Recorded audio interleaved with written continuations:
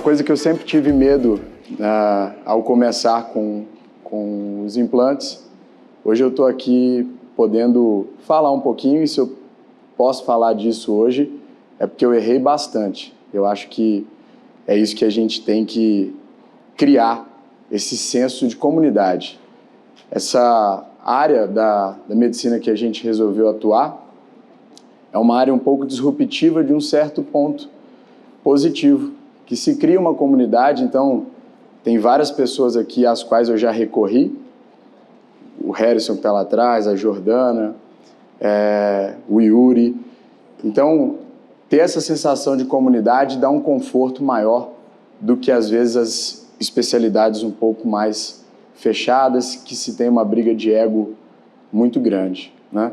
Então, a primeira coisa que eu acho que vocês têm que fazer é colocar a mão na massa, porque eu vim para São Paulo há 2 anos e meio, no meio da pandemia, e aí quando eu comecei a fazer a prática de implantes, eu pensei comigo mesmo, eu não estava com medo de entubar uma pessoa num cenário de caos, eu vou ficar com medo de colocar algo em uma pessoa que é para fazer o bem dela e que é muito menor. Então, eu fiz essa reflexão em um momento que a minha chave virou, foi esse. Bom, um pouco do que o Luiz já falou, eu acho que sempre é imprescindível essa parte documental, e eu sempre informo para o meu paciente um documento, né, com a substância que foi inserida, com a quantidade e com o lote. A gente se resguarda dessa forma e traz uma confiança para o seu paciente e para você também, né? Esses são os cuidados que eu, Gustavo, oriento no meu consultório. Então, eu gosto sempre de pedir o paciente para fazer gelo.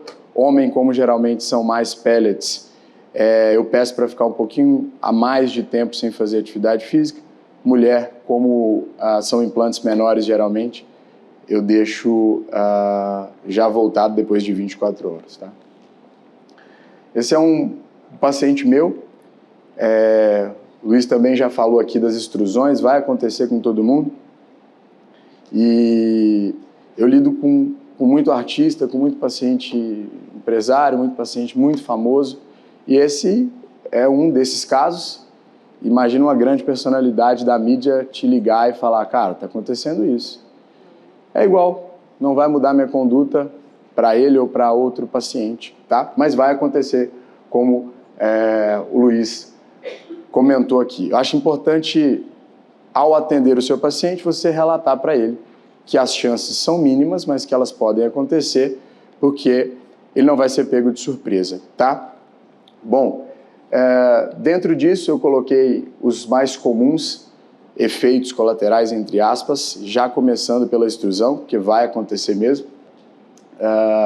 Sangramentos, que eu vou até bater um papo com a Fabi aqui, porque ela mesma já me ajudou em vários casos que eu falei, Fabi, tá sangrando mais um pouquinho, tá tendo isso, isso e isso. Os efeitos colaterais androgênicos, né? Geralmente acontece a queda capilar. Com o implante a gente vê uma queda capilar, pelo menos masculina, muito menor, né? Inclusive alguns tricologistas até indicam a reposição com implantes devido ao fato da queda capilar ser realmente menor, pelo menos é o que a gente tem visto dentro de consultório. Eu trouxe uma coisa aqui para vocês muito legal. O Luiz falou um pouco da prática aqui, da técnica. Eu já usei, gente, de ponto a cola, e aí depois eu descobri o ponto falso. Mudou a minha trajetória no consultório. A quantidade de problemas vinculados à estética, vinculados ao pós, depois que eu comecei a usar esse pontinho falso, foi absurda. E vai acontecer. Eu vou pegar paciente colega, colega vai pegar paciente meu, e sempre, inevitavelmente, há uma comparação. Então, quando você deixa uma marquinha um pouquinho menor para a mulher, e mais uma vez, eu lido com muito artista, e a mulher está sempre em voga. Big Brother, por exemplo, está lá 40 câmeras, um cortinho faz diferença. Isso pode ser um diferencial para você, né? Lembre-se sempre que os detalhes fazem toda a diferença no final das contas. Eu até trouxe um aqui no bolso. Existe um lugar só de venda no Brasil, você pode comprar pela Amazon ou pelo... Pode tirar foto. Você pode comprar pela Amazon ou pelo Mercado Livre, é o mesmo fornecedor, tá? E vale muito a pena, gente. Você falar para o seu paciente que você não vai usar cola, que você não vai usar nada, ele fala, poxa, pensei que isso era só em filme, tá? Bom, esse é o meu jeito de fazer, tá, gente? Esse é o meu jeito da minha equipe fazer o nosso follow-up com o paciente. Eu gosto que manda mensagem e liga nas primeiras 24 horas, no terceiro, no sétimo dia após procedimento e semanalmente até o retorno com 30 dias, tá? A Jordana falou um pouco aqui dessa parte que é importante para nós de saber cobrar, de saber o seu valor, na verdade. E quando você está oferecendo uma experiência diferente, isso conta, tá? Eu brinco que, para mim, a medicina passou por algumas fases. A fase da deshospitalização, que é quando sai aquela coisa do hospital e vai para um consultório que era muito mais parecido com um escritório, né? O médicozão de branco lá, com sapato branco, um pouco encardido. E essa foi a primeira onda. A segunda onda foi a gourmetização dos consultórios. Então, você tem consultórios mais bonitos, mais bem equipados, como o da Jordana, como o do Harrison, como o da Fabi. E agora a gente está vivendo uma terceira onda. Essa terceira onda é chamada de medicina spa, né? Os conceitos trazidos para a prática de saúde é um conceito que os norte-americanos chamam de one shop, one stop. O paciente ele quer ter tudo e passar por um portal de transformação e aquilo ser um dia de descanso, tá? E eu falo isso porque, assim,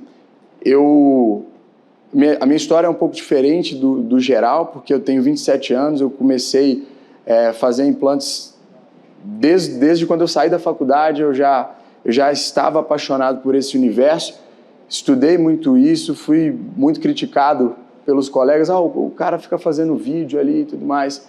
E aí foi interessante que na minha primeira palestra para médicos, o meu colega, que era o meu hater de sala, estava na primeira cadeira assistindo e aprendendo, e não tem nada de ego nisso, mas foi isso que aconteceu.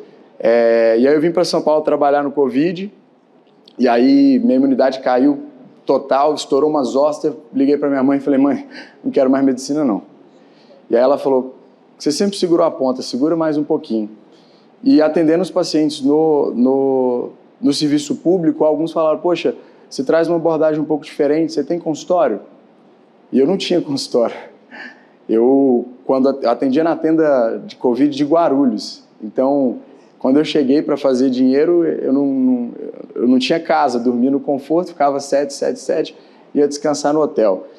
E aí os pacientes começaram a falar, poxa, eu gostei do atendimento, você tem consultório? Eu falei, tenho. Não tinha nada, peguei um coworking aqui, comecei a atender, e uma coisa que a Jordana falou, foi imprescindível. Eu cheguei a um posto muito bom no serviço público, eu fui coordenador hospitalar com 24 anos, e eu ganhava R$70 mil mês e não precisava fazer muita coisa. Eu mais montava planilha de médico, e médicos de 60 anos a mais que eu, a gente tinha uma boa convivência. E aí eu resolvi largar esse fixo, todo mundo falou, cara, você vai largar, você acabou de pegar isso. Meu primeiro mês de consultório, eu faturei R$20 mil só, para quem ganhava 70.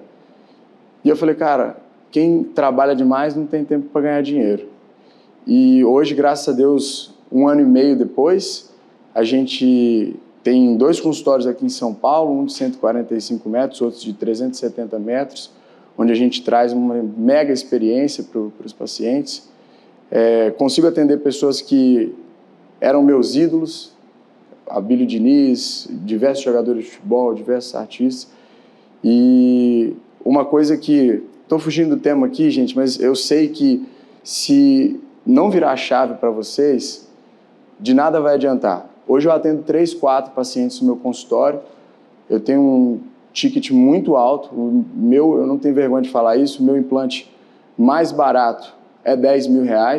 Quando eu vou atender fora de São Paulo, porque eu atendo no Rio, eu só marco a consulta com o Pix antecipado dos 10 mil, independente do que for fazer, porque eu quero dar tudo que eu posso dar para o meu paciente. A minha manhã, vocês me acompanharam nas redes sociais, sou meio maluco, a minha manhã, eu guardo a minha manhã, então eu vou fazer minha leitura, eu tomo 2 cafés da manhã, eu faço 2 esportes e eu chego no meu consultório bem pra caramba. A minha qualidade não cai. A forma que eu atendo o meu primeiro paciente é a forma que eu atendo o meu último paciente.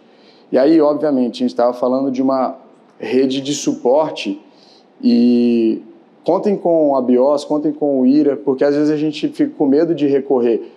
Ah, mas o IRA é farmacêutico, não é médico, mas ele conhece todos os médicos muito bem e vai te direcionar a alguém que possa te ajudar, tá? Isso aqui são as coisas que a gente sempre explica. Eu sempre gosto de ver se tem alguma medicação associada que possa fazer alguma interação. Exemplo da tadalafila, por exemplo, quando o paciente já tem muita cefaleia, eu não gosto de usar. Então, homem é muito mais tranquilo, né? Principalmente com os implantes, porque a gente não tem uma oscilação muito grande, a gente quase não vê acontecer. Quando acontece é acne, queda capilar e ginecomastia, né? Bom, eu coloquei aqui algumas sugestões para vocês, tá? Eu gosto de usar a isotretinoína de forma de dose baixa, intercalando os dias. Eu passo esse slide para vocês sem problema nenhum, coisa que funciona bastante. Quando tem queda capilar associada, eu gosto muito de usar minoxidil oral. Eu aprendi com o Harrison, isso aí, que está lá atrás, que o cara grandão lá me ensinou muito. Gosto sempre de colocar a vitamina B5, o X-Nutriment, a dudasterida 0,5 eu gosto muito. Quando a gente fala de ginecomastia, eu não coloquei o anastrozol aqui, porque geralmente quando eu vou fazer a testosterona no implante no homem, eu já coloco associado a cada 6 pellets de testosterona de 200, eu costumo usar na minha prática clínica um pellet de 10 miligramas de anastrozol, tá?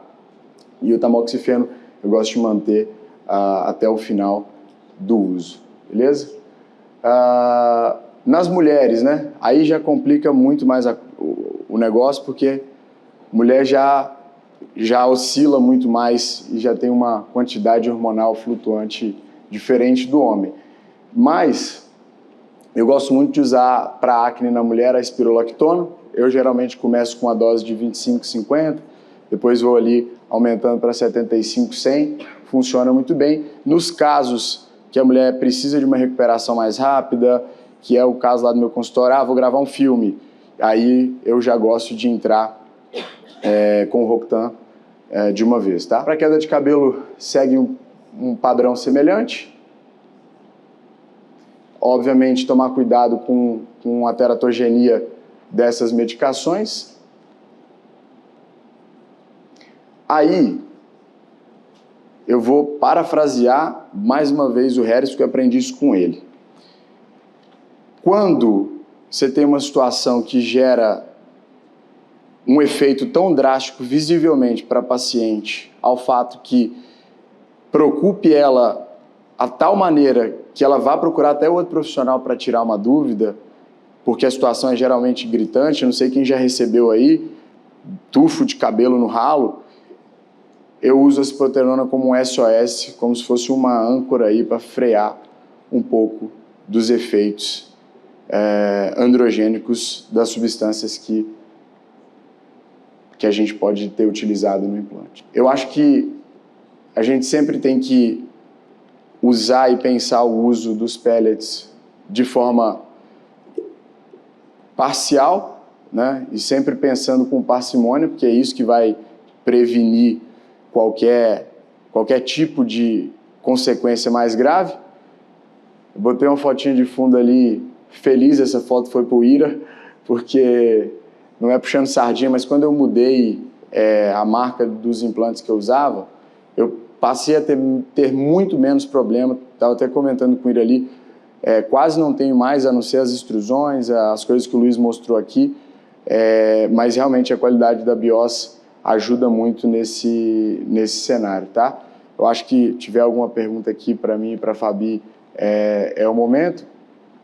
A gente tem um fellowship lá na clínica que é relacionado totalmente a vendas, não está muito relacionado à medicina, está relacionado a posicionamento digital, enfim.